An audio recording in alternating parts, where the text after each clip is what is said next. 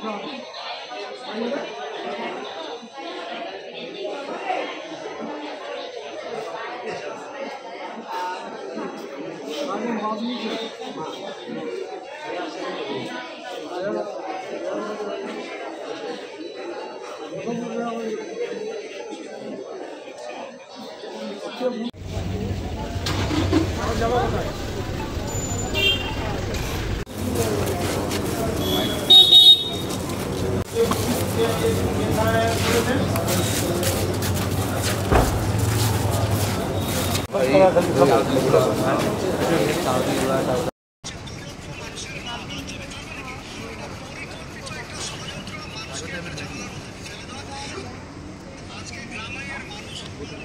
কারণটা হলো যে আধার কার্ড ভোটার কার্ডে রাজেশ আলী আছে, আর এখন বর্তমানে যে ভোটার লিস্ট নতুন বেরিয়েছে 2025 সালের, এটার নাম আছে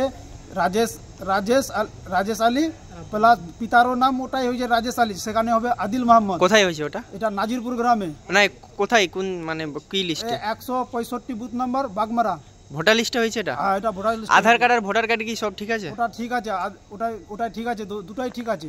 তো হঠাৎ এখন যে 2025 সালের যে ভোটার লিস্টের নাম যে দেখছে এখন মানে শুরু হওয়ার পরে তারপরে চেক করছিল, এখন চেক করছে তো ওর নাম মানে যেটাতে রাজেশ আলী আছে সেখানে হতো আদিল মোহাম্মদ পিতা, আতঙ্কেও রাজেশ আলী আছে, মানে তার জন্য ও মানে হয়ে গেছে, মানে আতঙ্ক ছড়িয়েছে ওর দিমাগে। কিছুগুলো ওদের গ্রামের লোক মানে হাসি মজাক করতো, তোমাকে এখানে থাকতে হবে না, বাংলাদেশে চলে যেতে হবে, এটা ও ব্রেনটে ঢোকাই দিয়েছে।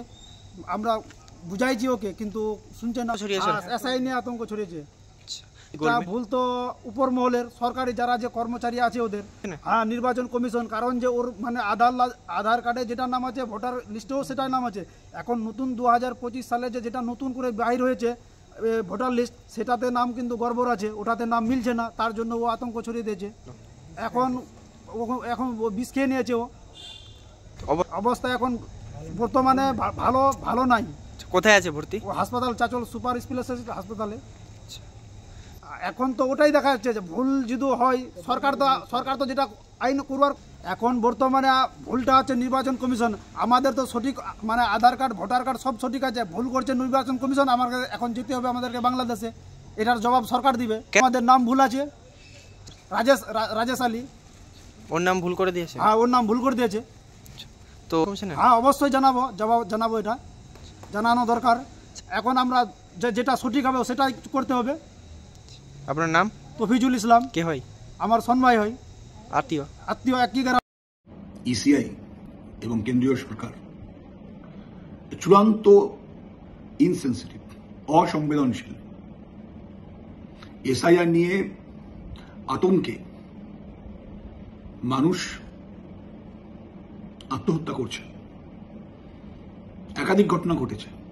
আপনি দেখেছেন কোথাও ইলেকশন কমিশন বা কেন্দ্রীয় সরকার কোন রকম সহানুভূতি সহমর্মিতা দেখিয়েছেন? আজকে মালদার হরিশ্চন্দ্রপুরের মহেন্দ্রপুর জিপির নাজিরপুর বুথে রাজেশ আলী বিষ খেয়ে আত্মহত্যার চেষ্টা করেছেন। অত্যন্ত মর্মান্তিক ঘটনা। আমাদের ভাই রাজেশ আজকে তার জীবন নেবার চেষ্টা করেছে, দায়ী এই এসআইআর, ইসিআই এবং নির্বাচন কমিশন। পরিবার সূত্রে জানতে পারছি আমরা যে ভাই রাজেশের বাবার নাম 2002 ভোটার তালিকাতে ছিল। তাকে তৎক্ষণাৎ চাঁচল সুপার স্পেশালিটি হসপিটালে শিফট করা হয়েছে। আমাদের নেতৃত্ব সেখানে পৌঁছে গেছেন, সব রকম চেষ্টা করা হচ্ছে এই গরিব অসহায় মানুষটিকে, তার পরিবারকে সাহায্য করার এবং যাতে উনি সুস্থ হয়ে ওঠেন তার জন্য আমাদের দলের পক্ষ থেকে, রাজ্য সরকারের পক্ষ থেকে যা যা ব্যবস্থা নেওয়ার, যা যা করণীয় আছে সেটা করা হচ্ছে। প্রশ্ন হচ্ছে কেন্দ্রীয় সরকার আর নির্বাচন কমিশন এটা কি করছে? মানুষের কাছে আমাদের একটাই বক্তব্য, পশ্চিমবঙ্গের মাননীয় মুখ্যমন্ত্রী, সারা দেশের নেত্রী মমতা বন্দ্যোপাধ্যায় এবং রেসপেক্টেড ন্যাশনাল জেনারেল সেক্রেটারি তথা আমাদের সেনাপতি অভিষেক বন্দ্যোপাধ্যায় বারবার বলেছেন শান্ত থাকুন, আতঙ্কিত হবেন না। তৃণমূল কংগ্রেস একটা পরিবার ও আমাদের দল মনে করে যে গোটা বাংলাটাই একটা পরিবার, আজকে গোটা বাংলার মানুষ বুঝতে পারছেন যে তৃণমূল কংগ্রেস কতটা ভরসা করার জায়গা। দল হিসেবে আমরা রাজেশের এবং তার পরিবারের সঙ্গে পাশে রয়েছি। রাজেশ দ্রুত সুস্থ হয়ে উঠুন। কিন্তু প্রশ্ন একটাই থাকছে, এই ইনসেনসিটিভ বিজেপি এবং ইসিআই কবে সামান্য লজ্জিত হবেন? কবে? মানে লজ্জা, ঘৃণা, ভয় তিন থাকতে নয়, মানে এই জিনিস কখনো ভারতবর্ষ দেখেনি। আর এটা বলছি যে এটা করার জন্য ভারতবর্ষ আপনাদের ক্ষমাও করবে না, মিলিয়ে নেবেন। আরো একবার রাজেশের দ্রুত আরোগ্য কামনা করছি। নমস্কার। আজকে সংবাদ মাধ্যমের মধ্য দিয়ে এই মুহূর্তে যেটা জানতে পারলাম, হরিশ্চন্দ্রপুরের নাজিরপুর গ্রামের একটি যুবক ছেলে, 27 বছর বয়স, রাজেশ আলী, তিনি কোনো কারণে আর আত্মহত্যা করার চেষ্টা করেছে। সেক্ষেত্রে মাননীয় রাজ্যের প্রতিমন্ত্রী, স্থানীয় বিধায়ক আর সেখানে পৌঁছেছেন। কিন্তু সেখানে পৌঁছানোর পর ওনার যা বক্তব্য আমি শুনেছি মাননীয় তাজমল হোসেন সাহেব, তাতে আমি হতবাক।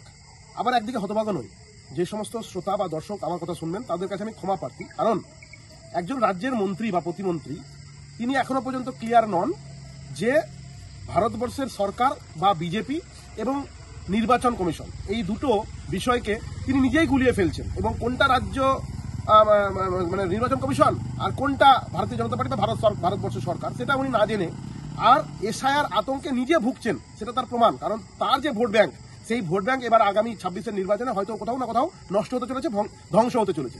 সেই আতঙ্কেই তিনি পশ্চিমবঙ্গের যত রকমের আত্মহত্যার ঘটনা ঘটছে সবটিকেই এই শাসক দল তৃণমূল মমতা ব্যানার্জির নেতৃত্বে সেটাকে এসআইআর আতঙ্কে আত্মহত্যা করার চেষ্টা করছে বলে তারা প্রমাণিত করার চেষ্টা করছে। তার অন্যথা হয়নি। যেমন করে রাজ্যের প্রশাসন এবং রাজ্য সরকার একত্রিত হয়ে গেছে বাংলার মানুষকে নির্যাতন নিপীড়ন করার ক্ষেত্রে, সেরকমই তারা ভাবছেন যে এই এসআইআর নির্বাচন কমিশনের যেটা সিদ্ধান্ত সেটা হচ্ছে ভারতীয় জনতা পার্টি বা বিজেপির সিদ্ধান্ত। সেই জন্য আমি অনুরোধ করব যে সেই যুবক ছেলেটি যে কারণে আত্মহত্যা করার চেষ্টা করছে সেই কারণ অবশ্যই তদন্ত হবে এবং আগামী দিনে উঠে আসবে। শুধুমাত্র নিজের বাবার নাম ভুল হয়ে যাওয়ার কারণে কেউ আত্মহত্যা করবে এটা আমি বুঝি না। কারণ এসআইআর তো এই কারণেই, যাতে করে কোনো ভুল না থাকে এবং একটা স্বচ্ছ পরিষ্কার ভোটার লিস্ট আগামী দিনে আমরা পাই পশ্চিমবঙ্গবাসী তথা ভারতবর্ষের বিভিন্ন রাজ্য। তো সেই জন্য আমি মাননীয় মন্ত্রী সাহেবকে বলবো এবং তৃণমূল দলের অন্যান্য ছোট বড় মাঝারি নেতাদের বলবো যে আপনারা আগে বিষয়টাকে ভালো করে জানুন এবং নিজেদের থেকে আর নির্বাচন কমিশন এবং ভারত সরকারকে, বিজেপিকে আলাদা করে ভাবার চেষ্টা করুন। কারণ আপনাদের মতো করে সরকার আর ভারতবর্ষ সরকার চালায় না, নির্বাচন কমিশন একটা স্বতন্ত্র প্রতিষ্ঠান। নমস্কার।